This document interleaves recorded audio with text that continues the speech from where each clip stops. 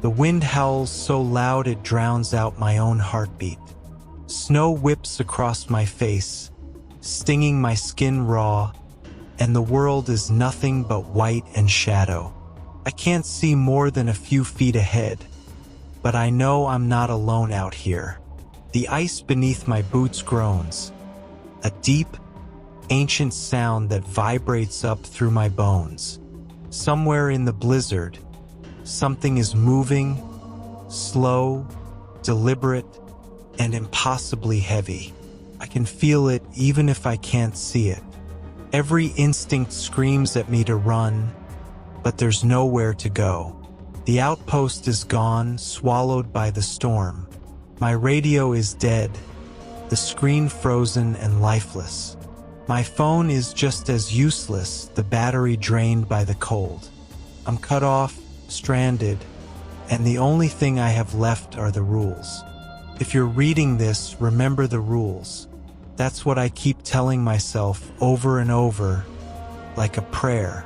The rules are the only thing standing between me and whatever is out there.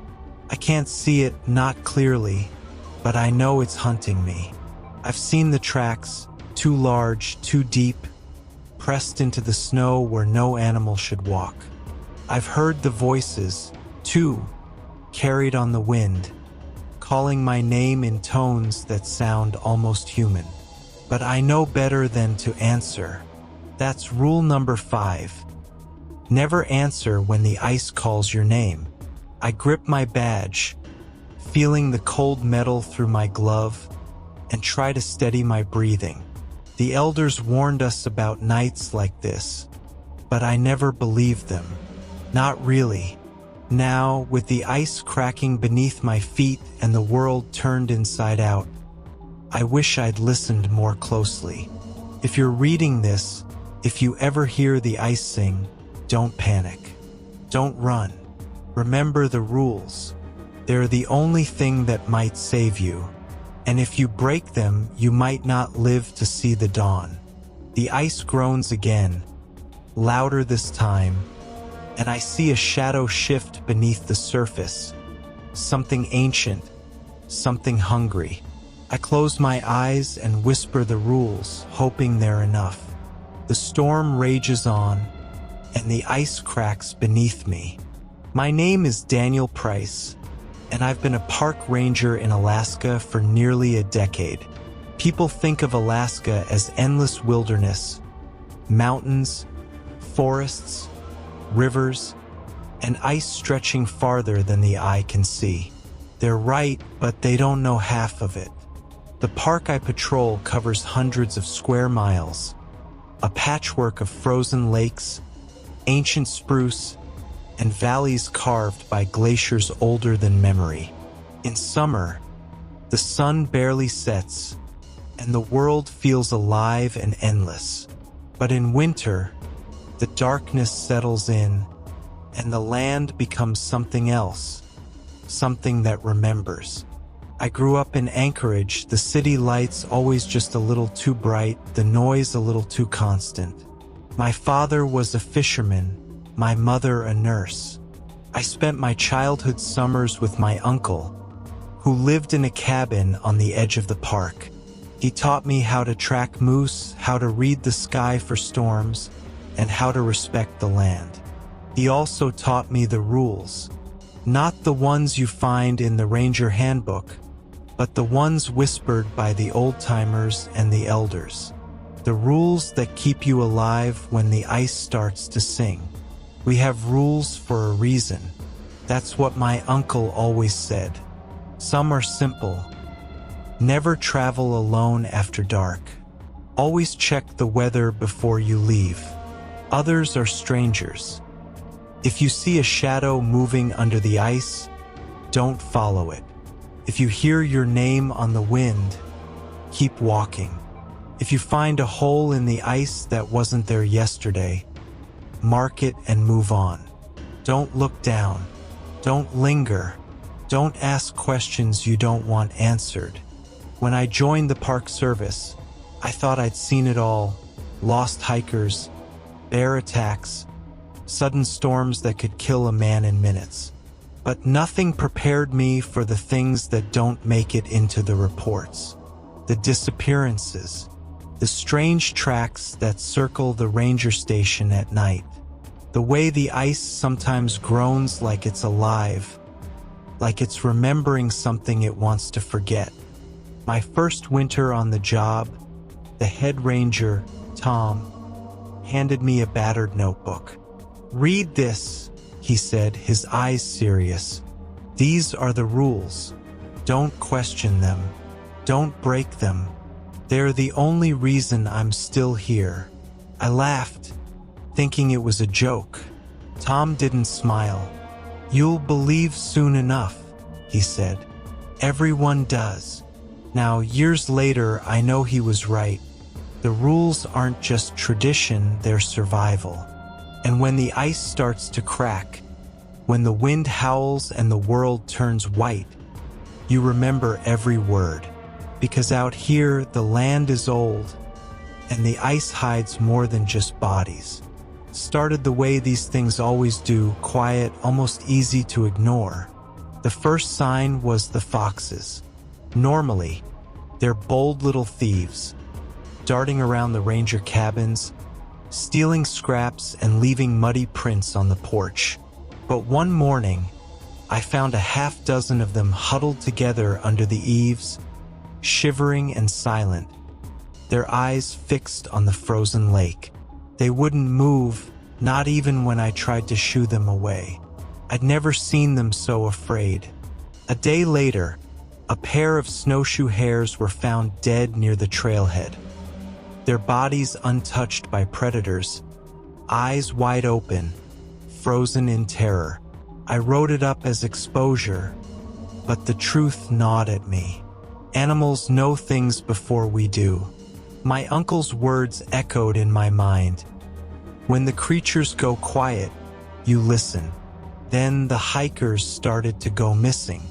At first, it was just one, a solo backpacker from Fairbanks, last seen heading toward the glacier. We found his camp, his gear, even his boots, but no sign of him.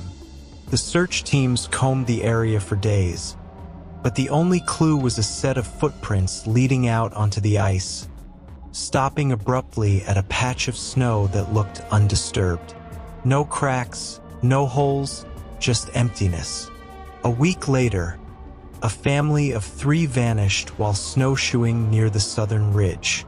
Their tracks wandered in circles, as if they'd gotten lost, but the weather had been clear, and they were experienced. The only thing left behind was a child's mitten, frozen to the surface of the lake. I tried to focus on my regular duties, checking trail markers, logging wildlife sightings, helping tourists with maps and safety talks. But the unease grew with every shift. The radio chatter among the rangers changed, too. Jokes became whispers. People started leaving the station in pairs, even for short patrols. At night, I'd hear the ice groan, long and low, and sometimes I'd see shapes moving just beyond the reach of my flashlight. Too big to be foxes, too fast to be moose. The elders from the nearby village came to the station one evening, their faces drawn and serious. They brought gifts of dried fish and sweetgrass, and they spoke in low voices. "The ice is restless," one of them said, her eyes never meeting mine. "It remembers. Tell your people to be careful. Don't go out alone. Don't answer if you hear your name." I nodded, promising to pass on the warning, but I could feel the old fear settling in my bones. I wanted to believe it was just a bad winter, just coincidence. But deep down, I knew better. The land was changing, and the first signs were only the beginning. The night after the elders visited, the head ranger, Tom, called a meeting in the main cabin. The wind rattled the windows, and the fire in the stove did little to chase away the chill. We gathered around the battered table, mugs of coffee in hand, each of us pretending not to notice how nervous we looked. Tom set a weathered notebook on the table. "We need to talk about the rules," he said, his voice low and steady. "Not the ones in the handbook. The real ones. The ones that keep you alive when the ice starts to wake up." He flipped open the notebook, revealing a list written in careful, blocky letters. "These rules have been passed down for as long as anyone can remember. Some came from the old rangers, some from the village elders. All of them have a story. All of them have a cost." He started with the first: never go out on the ice alone after dark. Back in '78, Ranger Collins thought he could check the traps by himself. He never came back. We found his flashlight and his hat, but nothing else. The ice was smooth, no cracks, no blood, just gone. If you hear your name on the wind, don't answer. Tom's eyes flicked to the window. The wind carries voices sometimes. They sound like your family, your friends, but it's never really them. If you answer, you're inviting something in. Don't follow shadows under the ice. A few winters ago, a trapper saw something moving beneath the surface. He followed it, thinking it was a lost dog. The next morning, we found his sled, but not him. The ice was unbroken.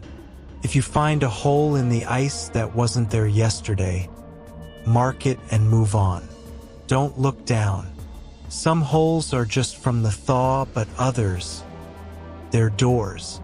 You don't want to see what's looking back. Never whistle on the ice. It's an old superstition, but every time someone breaks it, something bad happens. The last time, a whole team of surveyors got lost in a whiteout. Only one made it back, and he never spoke again. Tom closed the notebook, his hand trembling just a little. These aren't just stories. Every rule has a reason. Every one was written in blood. You break one and you might not come back. The room was silent, each of us lost in our own thoughts. Tom looked at me, his gaze hard. "Remember the rules, Daniel. They're the only thing standing between you and what's out there. Don't let yourself forget." It was early January when the new guy arrived. His name was Mark, fresh out of college, eager to prove himself. He'd grown up in Seattle, never spent a real winter in his life, and he treated the rules like campfire stories. Fun to hear, but not to be taken seriously. I tried to warn him, but he just grinned and said, "I'll be fine. I've read the manual." That week, we were assigned to check the northern trail markers after a heavy snowfall. The sky was clear, the air sharp and bright, and the ice on the lake looked like polished glass. Mark was in high spirits, snapping photos, whistling as he walked. I shot him a look, but he just shrugged. "What? It's just a tune." I remembered Tom's warning, never whistle on the ice, but I didn't want to seem superstitious. Still, the sound made me uneasy. The wind seemed to catch his tune, carrying it farther than it should have, echoing off the frozen trees. The foxes that usually watched us from the edge of the woods vanished, and even the ravens fell silent. We finished our rounds and headed back to the outpost. That night, the temperature dropped fast. The wind picked up, rattling the windows and howling through the eaves. I tried to sleep, but something felt off. Around midnight, I heard a faint whistling outside, Mark's tune, but slower, drawn out, almost mournful. I sat up, heart pounding, listening as the sound circled the cabin, fading in and out with the wind. In the morning, Mark looked pale and tired. "Did you hear that last night?" he asked. I thought I heard someone whistling, but when I looked outside, there was nothing there, just tracks in the snow, but they didn't look like ours. We went outside to check. Sure enough, there were tracks, long, deep prints that circled the cabin, then vanished out onto the lake. They weren't animal tracks, and they weren't ours. Mark tried to laugh it off, but his hands shook as he zipped up his coat. That day, the ice groaned louder than usual, and the wind carried strange, broken notes. Mark didn't whistle again, but the damage was done. The line between story and reality had started to blur, and my own skepticism was beginning to crack. I realized then that the rules weren't just for tradition, they were warnings, and we just ignored one. Something out there had been noticed. The blizzard came out of nowhere. One moment, the sky was a pale, cloudless blue. The next, it was swallowed by a wall of white. The wind roared down from the mountains, shaking the outpost and driving snow against the windows so hard it sounded like gravel. Within minutes, the world outside disappeared, replaced by a swirling, endless void. We were 4 in the outpost that night: me, Tom, Mark, and Sarah, the medic. The radio crackled with static, then went dead. I tried the backup, but it was the same, just a low, humming buzz, as if the storm itself was jamming the signal. My phone was useless, the battery drained by the cold. We were cut off miles from the nearest road, with nothing but the storm and each other. Tom moved quickly, checking the generator, making sure the doors and windows were sealed. "This is a bad one," he muttered. "Stay inside. Don't open the door for anything." Mark tried to joke, but his voice was thin. "What, you think something's going to knock?" Tom didn't answer. As night fell, the temperature dropped even further. The wind found every crack in the walls, and the cold seeped into our bones. We huddled around the stove, listening to the storm rage outside. Then, just after midnight, the ice began to sing. It started as a low hum, barely audible over the wind, but soon it grew louder, a deep, resonant vibration that seemed to come from everywhere at once. The floorboards trembled, and the mugs on the table rattled. The sound was beautiful and terrible, like a choir of voices rising from beneath the frozen lake. Sarah's face went pale. "What is that?" she whispered. Tom's eyes were dark. "The ice is awake. Don't answer if you hear your name. Don't look out the windows." The singing grew, weaving through the howling wind, filling the cabin with a strange, aching sadness. I pressed my hands over my ears, but it didn't help. The sound was inside my head, inside my chest. Mark stared at the door, his breath fogging in the cold. "It's calling me," he said, voice barely audible. "I can hear it." We sat in silence, each of us clinging to the rules, afraid to speak, afraid to move. Outside, the storm raged on, and the ice sang its ancient, mournful song. I realized then that the blizzard wasn't just weather, it was a warning. The land was awake, and something beneath the ice was listening. The storm didn't let up.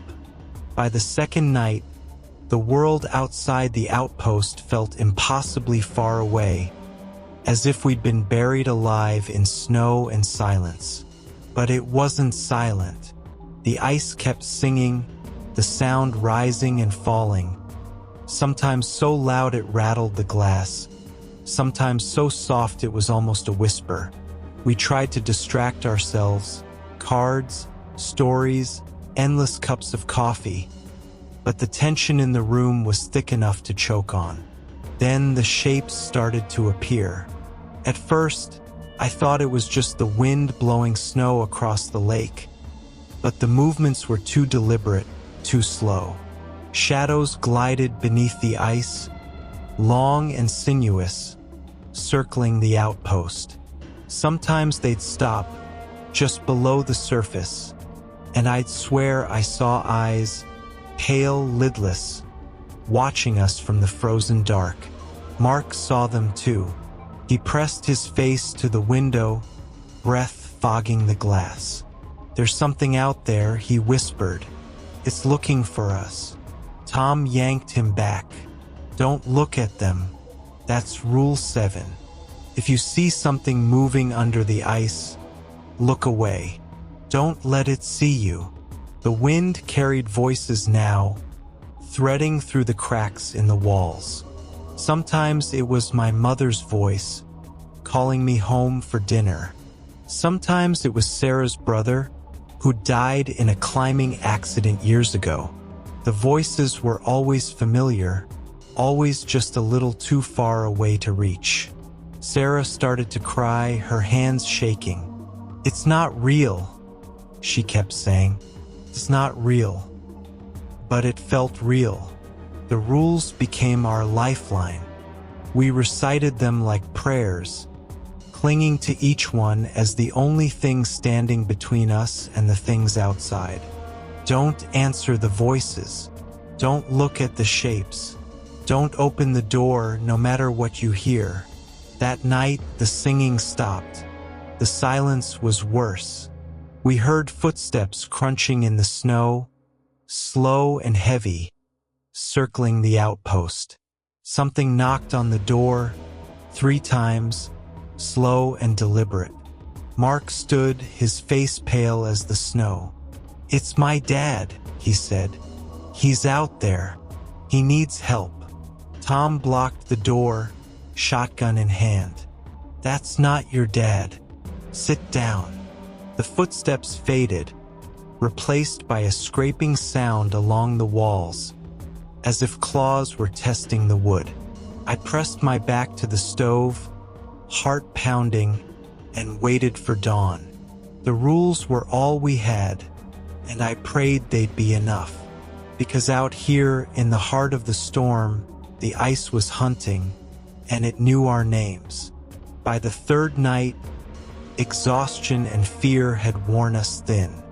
The storm still raged, the ice still hummed, and the shadows beneath the surface grew bolder, pressing closer to the outpost. We barely spoke, each of us lost in our own thoughts, clinging to the rules as if they were the only thing keeping us tethered to reality. It was Mark who finally broke. The voices outside had grown more persistent, calling his name in the wind, sometimes pleading, sometimes angry. He paced the cabin, eyes wild, flinching at every creak and groan. "I can't take it anymore," he whispered over and over. "It's my dad. I know it's him. He needs me." Tom and I tried to calm him, but Mark was beyond reason. He lunged for the door, fumbling with the lock. "I have to help him. He's freezing out there." Before we could stop him, he yanked the door open and stumbled into the blizzard, the wind swallowing his figure almost instantly. The effect was immediate. The temperature in the cabin dropped, a cold so sharp it felt like it cut through our skin. The singing from the ice returned, louder and more discordant, vibrating through the floorboards. Shadows pressed against the windows, and the voices outside multiplied, calling all our names now, promising warmth, forgiveness, anything we wanted to hear. Sarah began to panic, sobbing and covering her ears. Tom gripped his shotgun, his knuckles white. I knew we were on the edge. One more mistake, and we'd all be lost. I forced myself to stand, to take charge. "We stick together," I said. my voice shaking but firm. "We follow the rules. No one else goes outside. No matter what we hear, no matter what we see, we stay together." Slowly, the panic ebbed.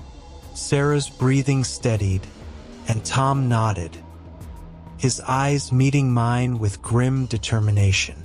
We barricaded the door, blocked the windows, and huddled close to the stove, reciting the rules like a mantra. The storm howled, the ice sang, and the shadows circled, but we held on. Mark was gone, and the guilt weighed heavy on us all. But in that moment, I understood. The rules weren't just about survival, they were about trust, about holding each other together when the world outside tried to tear us apart. And as long as we remembered that, we still had a chance. The storm showed no sign of ending, and the ice's song grew sharper, almost angry. We were running out of time.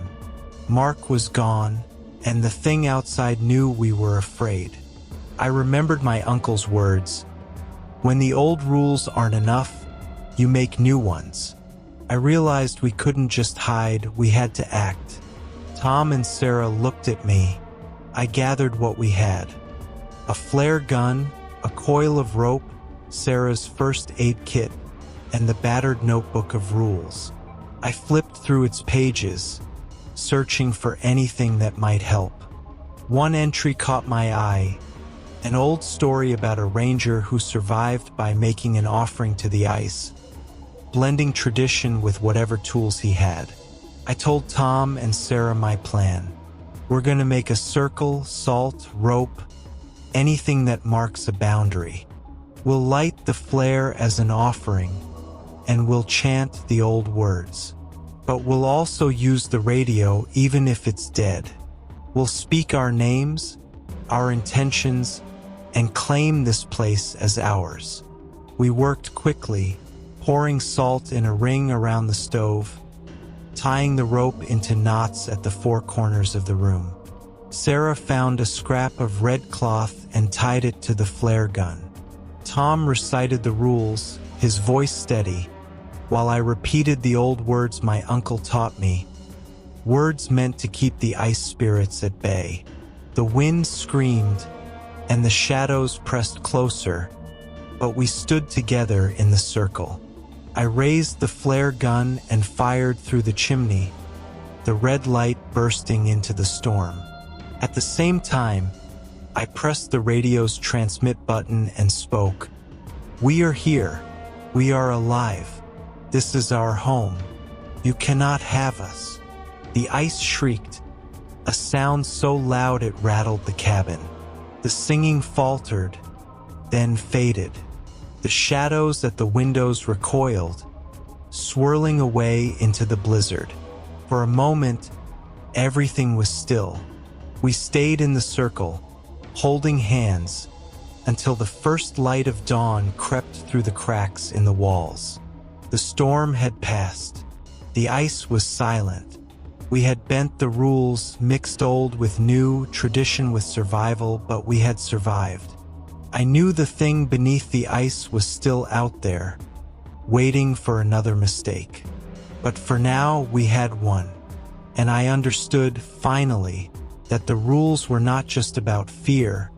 They were about respect, about remembering who you are, and about standing together when the darkness comes. When dawn finally broke, it was as if the world had been reborn. The storm clouds thinned, letting pale sunlight spill across the snowdrifts. The outpost was battered but still standing. The windows rimed with frost, the door nearly torn from its hinges. The silence was deep and strange, as if the land itself was holding its breath. We stepped outside, blinking in the weak light. The snow was piled high against the walls, and the lake was a sheet of unbroken white. There was no sign of Mark. His tracks vanished a few yards from the door, swallowed by the storm and the shifting ice. I called his name, but the only answer was the wind. Tom put a hand on my shoulder, his face drawn and tired. "He's gone," he said quietly. "The ice took him." Sarah knelt in the snow, whispering a prayer for the lost. I felt the weight of guilt settle in my chest. We had tried to save him, but the rules had been broken, and the price had been paid. I wondered if Mark had realized, in those last moments, what he was facing. I hoped he hadn't been alone. We checked the perimeter, looking for any other signs, strange tracks, holes in the ice, anything that might explain what had happened. There was nothing. The land had covered its secrets, as it always did. The only evidence was the battered notebook of rules, now stained and torn, but still legible. When we finally made it back to the village, the elders were waiting. They listened to our story in silence, their faces grave. When we finished, one of them spoke. "The ice remembers. It always has. You did what you could. You followed the rules as best you could. Sometimes, that's all anyone can do." The community mourned Mark, but there was no blame. Everyone knew the risks, the old dangers that still lingered beneath the surface. We held a small ceremony by the lake, offering sweetgrass and prayers to the wind. The ice was silent, but I felt it listening. In the days that followed, life returned to its slow winter rhythm. The animals came back, the sun grew stronger, and the park felt almost normal again. But something had changed in all of us. We carried the memory of that night, the knowledge that the rules were not just tradition, but a shield against the darkness. We had paid a price, and the land would be remembered. In the quiet days after the storm, I found myself replaying every moment of that night, searching for meaning in the chaos. The rules had always been there, passed down from elders, written in battered notebooks, whispered in stories around the fire. I'd followed them out of habit, out of respect, but now I understood their true weight. They weren't just old warnings. They were the hard-earned wisdom of generations who had survived nights like the one we just endured. I thought about Mark, about the moment fear overcame him and the cost we all paid. The rules had saved us, but they weren't perfect. The world was changing, and so were the threats we faced. I realized that survival meant more than just obedience. It meant understanding, adapting, and sometimes making new rules when the old ones weren't enough. At the next ranger meeting, I stood before my fellow officers, the battered notebook in my hand. My voice was steady, but my heart ached. We all know the rules. We know why they matter. But last week showed us something new. The darkness changes. It learns. So must we. I took a pen and wrote a new line at the bottom of the page. If the ice sings, gather together. Do not face the storm alone. The others nodded, the weight of the night still fresh in their eyes. Tom placed his hand on my shoulder, a silent promise that we would remember, that we would not let fear divide us again. Sarah murmured a blessing, sealing the new rule with the old words. I left the meeting with a new sense of purpose. The land would always hold its secrets, and the night would always test us. But as long as we remembered the rules, old and new, and stood together, we had a chance. The storm was gone, but its lesson remained. Survival is not just about following the past, but about facing the future, ready for whatever darkness comes next. Sometimes, when the wind howls across the lake and the ice groans beneath the weight of winter, I still hear the echoes of that night. I remember Mark's face, the fear in his eyes, and the strength we found in each other. The rules are more than tradition. They are a promise, a way to hold the darkness at bay. And now, with a new rule added, we are ready for whatever the ice might hide next. The ice hasn't cracked since that night. Most mornings, the lake is just a mirror for the pale Alaskan sky, and the world feels ordinary again. The animals have returned, the trails are open, and the tourists come and go, snapping photos and laughing in the cold. Sometimes I almost believe it was all just a nightmare, a story spun by the wind and the long winter darkness. But every so often, when the temperature drops fast and the clouds hang low, I catch myself listening for that song, the one that vibrates in your bones and makes the hair on your neck stand up.